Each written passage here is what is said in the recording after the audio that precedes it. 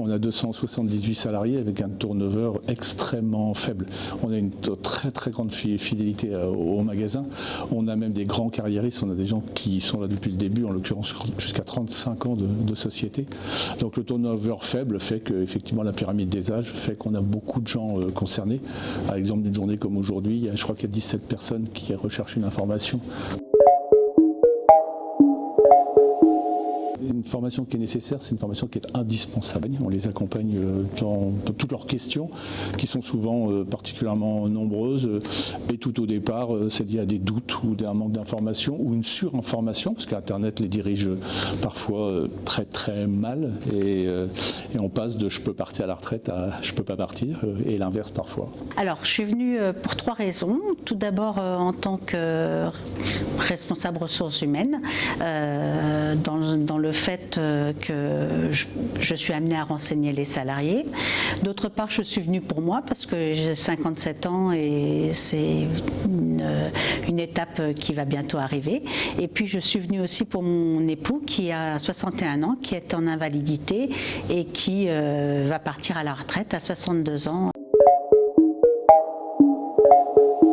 Alors, j'étais allée sur l'assurance retraite. J'ai vu combien d'années j'avais à travailler, etc.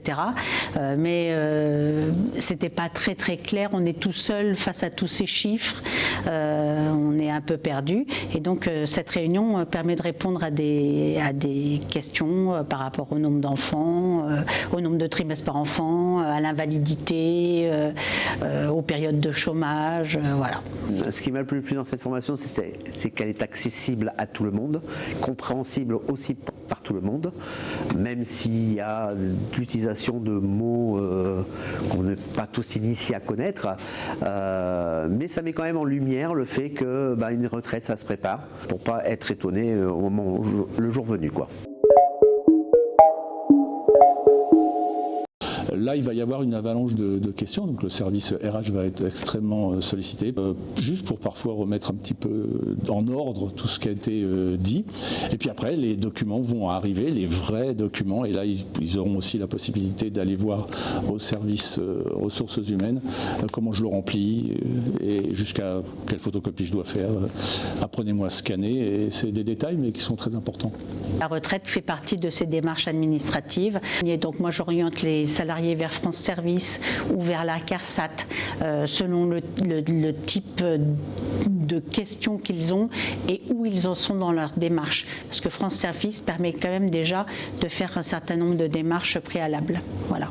Il faut absolument faire les démarches au plus tôt, et le site a priori est très bien fait et il se met à jour continuellement pour que justement soit le plus accessible et compréhensible par tous. C'était une réunion très intéressante avec beaucoup de communication. On a pu voir que les gens étaient intéressés, qu'il y avait beaucoup de questions, et M. Martineau, il est super et il répond vraiment de façon simple et je dirais didactique aux gens. Voilà. L'année dernière, on était sur 90 entreprises, en plus bien sûr des France Travail.